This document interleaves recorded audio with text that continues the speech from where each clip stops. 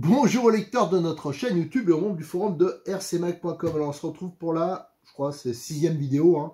Il va en avoir un paquet des vidéos, parce que c'est assez long.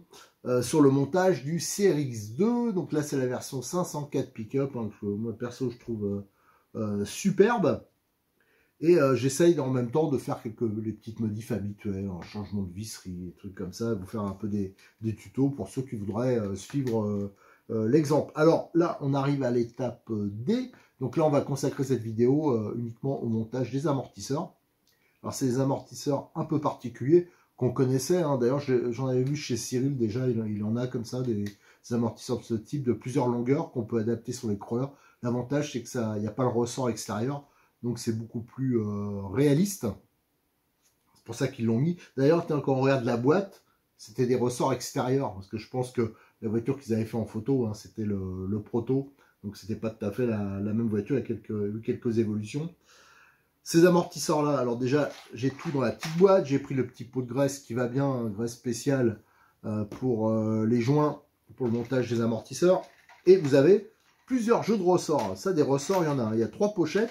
Et c'est des, par exemple, ici, vous avez les 1 mm de diamètre, donc les plus durs. Et ils sont en longueur de 12, de 23 et de 35. Et à chaque fois, il y en a 4. Ici, on a les 6 mm. Non, 0,6 mm. Et ici, on a les 0,8. Voilà. Donc ça, en fin de compte, il y a les corps. Hein, donc ça, c'est fait vraiment réaliste. Hein.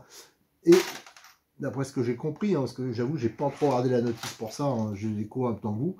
Il y a des ressorts qu'on peut mettre en dessous, d'autres au-dessus, donc ça va faire, on va pouvoir multiplier les types de réglages, hein, ça c'est sûr, notamment le drop. Hein.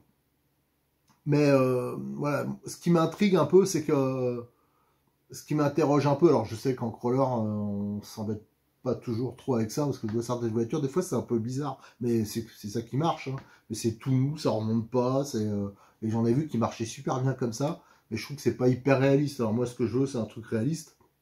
Il propose plusieurs réglages, hein, sur la notice, donc un peu réaliste, l'autre plus efficacité je pense, et en mettant bien sûr des ressorts plus ou moins mous en haut ou en bas. On change tout. Et de l'huile dedans, apparemment, ils disent de ne pas remplir. Ils disent c'est de l'huile de la 100. C'est de l'eau, hein, presque, on va dire. Sauf que faut pas mettre de l'eau, hein, bien sûr. Hein. Faut mettre de l'huile silicone. Voilà, mais de la 100, c'est quand même pas hyper courant. Ça, c'est vraiment le domaine du crawler. Hein. Ils mettent des trucs très, très souples pour que la voiture, bien sûr, elle épouse au mieux les déformations du terrain. Hein. Ça, c'est un peu normal. Au niveau des pistons, là, ils s'en foutent un peu aussi, hein, je pense. Ils jouent pas trop sur les pistons. Mais on va voir que ça m'intrigue un peu parce que sur une voiture normale, on veut durcir le ressort, ben, on tourne la molette. Là, il faudra tout démonter, hein, pour changer les ressorts, pour faire des tests. Et en plus, le fait qu'il y en ait en dessous et au-dessus, ça va pas être dans la logique celui qui fait déjà de la RC. Il va falloir qu'il s'y habitue, je pense. Mais enfin, on va voir ça. Je suis curieux de monter ça et de tester, voir ce que ça donne. Hein. Allez, on va tout de suite attaquer donc cette étape D, c'est le montage des amortisseurs quand même qui sont assez originaux. L'étape de montage D, c'est l'assemblage des amortisseurs et leur montage sur le châssis. Ah, donc on va monter, hein, ces amortisseurs. Donc les 4 sont identiques, bien sûr, hein, c'est souvent le cas sur les crawlers. Et niveau qualité perçue, hein, ça me semble quand même pas mal. Hein. Il y a des choses, vraiment la finition est sympa. Alors à savoir que là c'est des 90 mm d'origine, hein, c'est ceux qui sont disponibles actuellement. J'ai regardé donc sur le site à Cyril, ça vaut 37 €, un peu moins.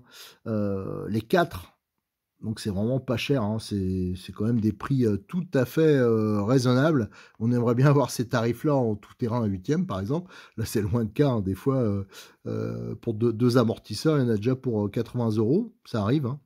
Alors, on a tous les corps identiques. Alors j'ai pris quelques mesures. Vous avez des ressorts qui sont livrés, regardez. À chaque fois 12 pièces. Donc il y a 36 ressorts qui sont livrés avec, c'est quand même pas mal. Alors là, c'est les 0,6 de diamètre et vous voyez, vous avez en longueur 12, il y en a 4, longueur 23, il y en a 4 aussi, longueur 35. Ensuite, là, on a les 1 mm, donc les plus durs. Là aussi, dans les 3 tailles. Et là, on a les 0,8. Alors, j'ai ouvert le sachet de 0,8, ça vous permettra de voir. Alors bon, ça fait beaucoup de ressorts à chaque fois, hein. Ça fait un petit fagot de ressorts. Hop, tout tombe. Alors, je vais mettre les 3 tailles disponibles. Voilà. Et ça va être... Ça, c'est le plus long. Hop, le temps de trouver. Voilà. Donc là, on a logiquement le 35. Ici, le 23 et le 12. Donc ça, c'est ça qui va permettre de régler ces amortisseurs-là. Alors, hein, ça va pas être simple, déjà de comprendre un peu le système, mais on va suivre déjà les indications de la notice. Alors tiens, je vais revenir sur les corps. J'ai pris quelques mesures. Alors, ils ont un diamètre extérieur de 13,45 et un diamètre intérieur de 11. Et la longueur totale, là, est de 58 mm. Ici, on a les bouchons qui sont en aluminium aussi, hein, c'est vraiment des belles pièces aussi. Et là, on a l'emplacement pour le Cerclips. Vous allez voir pourquoi, c'est ça qui va retenir les joints, les bagues. On a les tiges d'amortisseur. Alors, la petite différence avec les amortisseurs qu'on utilise souvent, c'est que généralement, il y a un petit knee-stop là. Au bout, là, c'est un peu à l'ancienne, c'est avec des Cerclips que l'on voit ici. Alors moi, ça me gêne pas spécialement, surtout que là, les amortisseurs, vu comment c'est fluide dedans, on a l'impression que le piston, il a juste un rôle de guidage. Bon voilà, il y a peut-être une raison aussi, c'est une histoire de course. Ça, c'est les joints toriques qui viennent se mettre sur les bouchons ici, dans les gorges. Voilà. Alors c'est vraiment moi pour des amortisseurs entièrement en alu, même le bouchon, tout ça, je trouve quand même que le prix est raisonnable. Ici, on a l'échappe, on a les différents types de rotules, hein. Il y a 2 types de rotules. Ici, je ne sais pas si on le voit, mais il y a les Circlips, ceux qui vont aller dans le bouchon. Ici, c'est les bagues de guidage. Ici, on a les joints toriques. Alors, comme d'habitude, sur les produits Hobbytech, c'est la section qui est un peu rectangulaire. C'est pas des joints toriques classiques. On a les pistons. Alors, c'est du 11, hein, un tout petit peu moins, 10 et quelques. Vous voyez, 4 trous. Et ici, les bagues de guidage, hein, celle qui vient se mettre dans le bouchon, alors dans l'autre sens. Hein. Là, je ne suis pas dans le bon sens, mais ça vient se mettre là. Et ça permet, comme c'est épaulé, d'avoir un très bon guidage de la tige. Alors, qu'est-ce que j'ai pris autre comme mesure? Ah oui, les rotules, là, c'est du 5,75 à peu près. Est-ce que j'ai dit la longueur des tiges d'amortisseur? C'est pas grave, je vais le redire. Hein. Dans le cas, il y aura peut-être doublon. Alors ça fait 56,25 de long pour un diamètre de 3,5. Donc c'est de la tige quand même assez solide.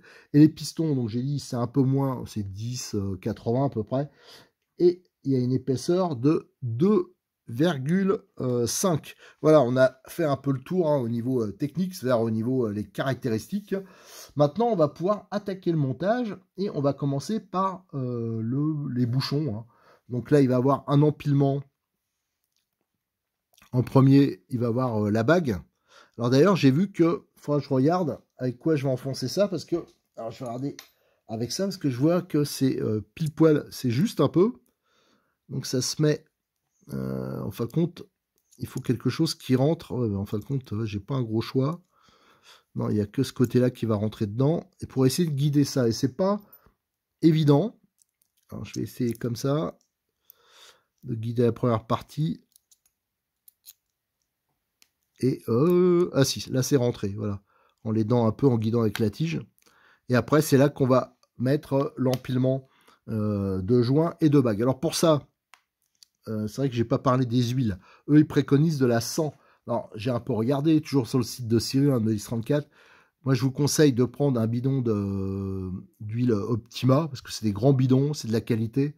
Et la référence, le 100, hein, c'est H010, et ça vaut 6,20 €. Mais là, vous en avez pour des lustres, parce que le bidon est vraiment important.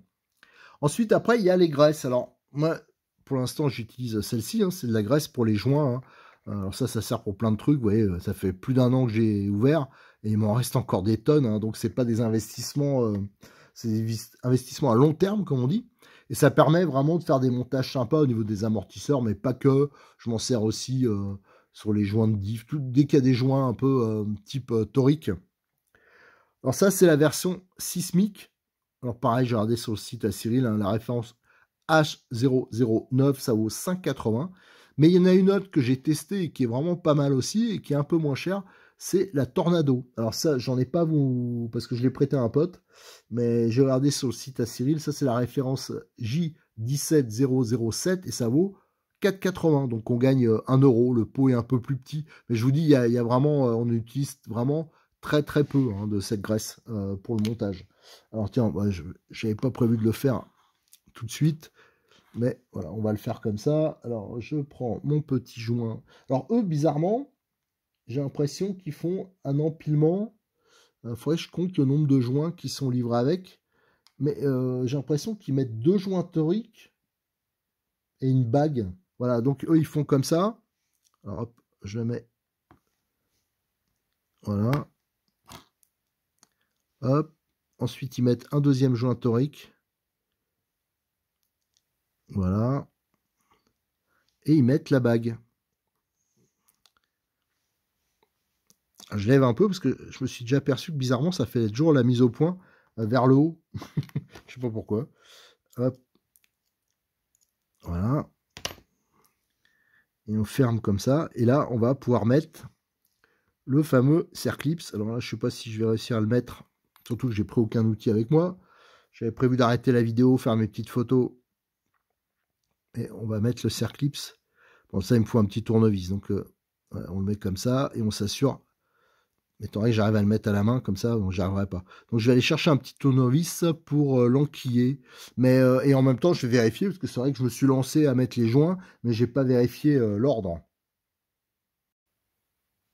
Allez, j'ai un peu avancé, donc j'ai monté, donc à la graisse, hein, les bagues, les 2 joints toriques, l'autre bague, la rondelle hein, en nylon, et j'ai mis en place le jonc. Hein. Alors, ce Cerclips, si on préfère, alors en fin de compte, c'est pas trop dur à mettre, mais faites attention, hein, avec un petit tournevis, assurez-vous que ça soit parfaitement dans la gorge, hein, autrement ça risque de sauter, et faites ça dans un endroit où s'il part, vous pouvez le ramasser, le retrouver sans problème, hein, parce qu'il n'y a pas de rab. Et ça, pour en trouver, pour l'instant, je pense que ça va être en pièces détachées après. Mais pour l'instant, c'est pas le cas. C'est le même genre, à mon avis, c'est les mêmes que sur les Kyosho. Hein. Donc ça se monte plutôt bien. Alors bien sûr, avec la graisse qui va bien. J'ai commencé aussi à monter donc les pistons. Alors là, c'est tout à fait classique. Hein, j'ai pré-monté comme ça. Vous avez donc le Cerclips à mettre. Alors pareil, hein, faites attention là. S'il saute, vous êtes couillon, donc faites ça dans un endroit où vous pouvez le ramasser facilement et ça se monte vraiment. Ah tiens, hop, tiens, ah si celui-là, non, c'est bon. Moi, je pensais que. Et là, hop, ah bah, bien sûr, j'avais pas à côté de moi une petite pince parce qu'il faut mieux quand même une pince qui soit petite et moi j'ai qu'une pince énorme. Il va falloir que je remonte. C'est comme il commence. J'ai commencé à prendre mes quartiers d'hiver dans la cave. Parce que dans le grenier, il va commencer à cailler. Bon, enfin, c'est pas encore le cas, mais bon. Voilà, donc là, c'est monté. On s'assure, pareil, que c'est bien rentré. Et voilà. Donc ça, je vais monter tous les pistons sur leur tige. Et là, j'ai sorti les ressorts. Alors, les ressorts, eux, ils préconisent, ils disent ressort moyen mou en bas. Alors, pour un montage réaliste, hein, et le petit ressort mou en haut. Et pour le montage semi-drop, hein, donc c'est un petit ressort mou en bas et un ressort moyen mou en haut. Donc en fin de compte, si j'ai bien compris, il n'y a que la pochette. Pour moi, les mous, c'est les 0,6. Hein, donc il n'y a que cette pochette-là qui va être pour l'instant utilisée. Bon, il faudra tout tester. Hein. Donc il y aura, je pense, un ressort qui ira vers le bas et un qui sera vers le haut. Donc ça, on va voir hein, quand je ferai le montage. Déjà, je vais faire les photos, parce que j'ai toutes les photos à faire, et je vais finir de monter tout ce qui est piston. Donc allez, j'ai fini de monter donc, tous mes pistons. J'ai fini de monter les joints. Et j'ai commencé à faire un peu le montage des amortisseurs à blanc. Hein, pour regarder les deux réglages qu'ils proposent. Donc il y en a un avec, c'est avec le drop, ils appellent ça comment ça, semi-drop. Donc le petit ressort mou en bas et le ressort moyen mou en haut. Et là, celui que je voulais faire à la base, c'était le réglage moyen mou en bas et petit ressort mou en haut. Alors voilà, j'ai fait les deux montages comme ça pour voir. On le voit ici. Alors déjà, j'ai regardé quand on fait comme ça. Alors là, il y a le ressort hein, qui est mis, vous voyez. En fin de compte, il y a un ressort qui va se mettre ici et l'autre ressort qui va se mettre dans le corps d'amortisseur. Ça va faire comme ça. Et selon la taille qu'on met, bien sûr, les effets seront complètement différents. Que ce soit au niveau le drop, la garde au sol surtout. Alors, j'ai regardé la course maxi. Alors, un petit réglet. Enfin, de combien ça ressort. Hein. C'est pas vraiment la course maxi, mais là, on voit que ça sort d'à peu près. Il y a le ressort, hein, bien sûr, qui fait une surépaisseur. De 38. Ici, j'ai fait donc le montage avec le petit ressort en haut et le ressort moyen en bas, celui qui est donc pour le réglage, ils appellent scale. Alors là, on a 18 et là j'ai fait l'autre réglage, hein, c'est le semi-drop et là on a 28. Donc quand même, ça fait 1 centimètre d'écart, c'est énorme. Là quand même, quand je regarde comme ça, là c'est le montage donc censé être réaliste, je trouve quand même que ça fait une course qui va être quand même plus que réduite. Alors ça c'est peut-être pour avoir un aspect maquette, hein, donc beaucoup surbaissé. Donc moi ça me paraît quand même pas suffisant, donc je vais monter celui-là, hein, ce réglage-là. Donc c'était le semi-drop. Alors c'est sûr que si on veut encore plus de garde-sol, parce que vous voyez, ici on peut tirer, hein, il y a le ressort en dessous. Là, il faudrait mettre le ressort, le plus grand ressort. Et là, on aura la garde-sol maxi. Bon, ça, on le verra. C'est le genre de choses qu'on peut voir une fois que quand le kit est terminé. Hein. Alors, ce que je vais faire là, je vais donc tout passer donc avec le grand ressort ici, le petit ressort ici. Voilà, donc pour avoir une garde-sol un peu supérieure. Et je vais mettre un peu d'huile. Alors, il y a les joints toriques à mettre hein, sur les bouchons. Là, il faudra que je regarde, je vous dirai la clé hein, qui peut servir ici pour fermer. Il y a deux méplats. Bien sûr, pour passer les tiges d'amortisseur, je remets un tout petit peu de graisse, même si on a déjà, hein, comme on a monté les joints. Et je vais mettre de l'huile. Alors, eux, apparemment, il n'y a pas d'histoire de purge, de trucs comme ça. Ils disent d'en mettre, comment ils appellent ça, remplir une partie du corps. Alors là, qu'est-ce que ça veut dire remplir une partie du corps? Donc ce que je vais faire, je vais mettre à moitié. Je vais bien voir. Hein. Enfin, je vais en mettre. Voilà, je vais pas le remplir. On va faire à émulsion. Ça veut dire qu'il y aura quelques bulles dedans. Et je vais mettre avec cette huile-là parce que j'avais pas de la 100 parce que Cyril, je le vois que dans 2 jours. Alors je voulais pas couper. Voilà, je voulais pas interrompre la vidéo, mais je vais commander un bidon donc d'Optima en 100 et celui-là c'est de la fluide. Hein. Je sais pas de quelque chose c'est. J'avais ça dans un coin et donc je vais remplir voilà, le bidon, j'espère qu'il suffira. Je vais mettre cette huile-là. Allez, je fais le remplissage, le montage, et après j'essaye de vous dire ce que j'en pense, quoi, si le fonctionnement est bon ou pas. Alors là, les amortisseurs, ils sont remplis, fermés, tout ça. Alors, j'ai pas fait de purge, hein, on a laissé les bulles, hein. Donc ça se remplit pas exactement comme un amortisseur de TT. Alors, ils disent de remplir en partie hein, le corps, alors, ça veut trop rien dire. Le filetage, il arrive à peu près là, il a la partie lisse, hein, où coulisse le piston. Moi, j'ai dû remplir à peu près jusqu'à la lettre O, là, le haut de la lettre O. Et ça me semble pas mal, je sens pas trop de bulles. Si vous en mettez moins, le piston, à un moment, il va se retrouver en dehors de l'huile, donc il faut faire quand même quelque chose d'à peu près correct hein, à ce niveau-là. Ici, c'est une clé de 8 pour fermer le bouchon. Et moi, je l'ai maintenu par ici. Hein, pour voilà, j'ai mis un axe qui correspond pile poil à la taille là pour le maintenir et pour fermer. Et vous voyez, ça fonctionne. Moi, je trouve ça, c'est quand même plutôt pas mal. Alors maintenant, qu'est-ce qu'il nous reste à monter? Il nous reste à monter l'échappe. Alors pour faciliter le montage d'échappe, moi, pour être sûr de partir dans l'axe, hein, je fais un peu filetage avant. Alors je fais attention de partir bien droit. Voilà. Hop. Voilà. Ça, faut vraiment que ça parte bien droit, autrement vous aurez la chape qui sera de travers, ça sera pas quand même terrible. Voilà, j'amorce, on va pas trop loin non plus. Voilà, et je vais vérifier quelque chose. Alors, est-ce que j'ai le nécessaire pour vérifier? Je vais vérifier, je vais chercher la profondeur. Parce que souvent, on pète, alors ça c'est en général, hein, sur n'importe quelle voiture, on peut péter des chapes, on en voit qui pètent des chapes. Souvent, c'est parce que la tige, elle est en contrainte au fond. C'est qu'elle bute, ça fait une contrainte sur le plastique, et après, ça pète ici. Alors, je vais juste regarder comme ça. Voilà, on va faire un peu... Tac, tac, tac. Ouh là là, c'est juste, c'est juste. Moi, je vais pas serrer à fond. Alors, j'en avais monté un, mais j'avais pas regardé. Alors là, du coup, ben, regardez, l'avantage de faire le filetage avant, je monte un peu parce que j'ai vu que la mise au point, ça se fait pas en dessous. Voilà, l'avantage, c'est que ça part bien droit. Et c'est là qu'on sort la belle clé aluminium, hein, qui est indispensable.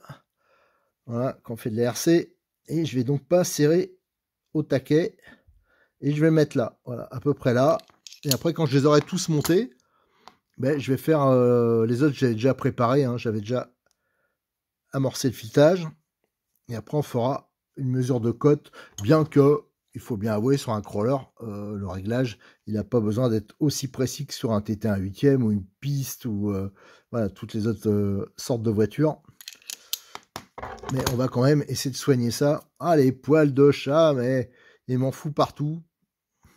Pourtant, je l'enferme maintenant en dehors du grenier, mais voilà. Hop, la bonne clé. Et après, il faudra mettre les rotules. Alors, on va servir aussi. Voilà. Alors, c'est pas un réglage méga précis. Je vous dis, hein, c'est juste pour avoir à peu près la cote, mais sur les TT, les pistes, enfin les autres voitures, je fais généralement attention à ce réglage. Et là. Ah oui, mais. Eh oui, mais. Oui, enfin, voilà, ça gêne pas. Bon, il suffit de tirer à fond, mais c'est vrai qu'avec leur système, 32-48, on va comparer 32-70, on va tout mettre à 32-48, 32-38-51, et voilà, moi, je vais pas vous faire tout le réglage comme ça, mais je vais tous les mettre à la bonne taille. Voilà, enfin, je vais faire jusqu'à, vous avez compris le principe, je vais mettre tout à la bonne taille, et après, ils seront exactement pareils. Ça, je le ferai après, hein, hors caméra. Et il reste plus qu'une chose à mettre, c'est l'échappe. Alors, faites attention, il y a, enfin, les rotules plutôt. Il y a deux types de rotules. Il y a celle-ci, celle-là va aller sur le dessus de l'amortisseur. Hein. Et là, ça va aller, ceux-là, ils vont aller sur la chape. Alors, pour les mettre, pareil, hein, moi, j'utilise toujours cet outil, toujours notre fameuse pince aluminium. Tac. On le met ici. Ah, c'est pas... À chaque fois, je galère, c'est parce que je suis... Alors, ça sert aussi à l'extraire. Hein. Ça, vous voyez, vous avez le trou ici. Ça permet d'extraire la rotule si vous avez besoin. Et voilà, on appuie légèrement et là, hop, on n'a rien marqué. On n'a pas utilisé une pince là qui risque de marquer le plastique ou la ferraille. Et si j'ai besoin d'extraire, normalement, regardez l'outil, j'ai besoin d'enlever, hop, voilà, c'est extrait. Ouais, donc ça, c'est le genre d'outil. Hein. Ça vient de chez Cyril, mais il y a des pinces un peu plus simples. Enfin, il y a plusieurs sortes. Hein. C'est selon... voilà, l'utilisation. Après, il y a des parties, je vous avoue que je sais moins. L'utilisation, là, c'est pour les diamètres, hein, pour connaître des diamètres. Voilà. Donc, ce que je vais faire, je vais continuer à monter les rotules. Je vais faire le réglage, là. Et après, ben, je reviens vers vous pour une petite conclusion. Voilà, tous les amortisseurs, hein, les 4 là, ils sont montés, j'ai mis les rotules, c'est parfaitement libre, c'est nickel. J'ai pris ma cote, mais je le répète, hein, parce qu'on va peut-être se moquer de moi là quand même, c'est que ça sert à rien sur un crawler. C'est juste une histoire d'habitude. Moi, quand je monte des amortisseurs, j'essaye que ça soit que la cote soit égale. Mais c'est vrai que comme il y a deux ressorts, on va aller rarement en débattement maxi, bien que si, peut-être sur les gros croisements de pont. Mais c'est vrai que c'est pas parce qu'il y a 2 dixièmes d'écart d'un côté de l'autre que ça va changer grand chose. Alors, les rotules, donc j'ai dit que c'était bon, et il reste les rotules qui sont ici, qui vont en haut. Alors, il y a un sens, hein. Ce côté ça va pas, et là, ça passe nickel. Alors, on va pas les laisser dessus, parce que hop, ça tombe, hein. Alors ça, faudra surveiller. Oh, je pense pas qu'il y aura d'usure, parce que ça joue pas, voilà, ça prend pas trop de... C'est pas comme un pareil, un TT1 8e, où ça bouge, il y a la poussière, il y a tout qui va faire abrasif. Donc je pense que c'est pas un problème. À savoir que les pièces détacher, hein, les corps, tout ça, j'ai vu, c'est déjà disponible. J'ai vu que même les pièces du Série X2, elles sont toutes dispo. Alors même si vous les voyez pas, n'hésitez pas à lui demander, hein, parce qu'il n'a pas eu le temps, peut-être au moment où je publierai cette vidéo, de tout mettre en ligne. Donc ça, c'est bon, voilà. Les amortisseurs, c'est nickel, ça s'est plutôt bien passé. C'est un bon point, ils sont pas trop chers, c'est de qualité. Par contre, l'étape D, ça incluait aussi, je m'en suis aperçu après, le montage des ponts, le montage des amortisseurs, des biellettes, tout ça. Ça, je préfère, ça va faire trop long la vidéo. Je préfère bien étudier le problème parce que je vais en profiter pour changer la visserie, parce que c'est encore de la visserie tête bombée, et moi, perso, ça me plaît pas. Donc, je vais bien regarder les têtes de vis, ce que je peux mettre à la place. En plus, c'est des codes bizarres. Il y a des 3,28, des 3,23. Alors, faut que je regarde ça de plus près. Et on fera dans la prochaine vidéo, donc la vidéo 7, on fera le montage des ponts, des biellettes et des amortisseurs. Surtout que pour l'histoire des biellettes, il faut que je vérifie quand même que je ne m'étais pas planté, parce que sur la notice, c'était pas hyper clair. Allez, à très bientôt sur notre chaîne YouTube et sur le forum de rcmag.com.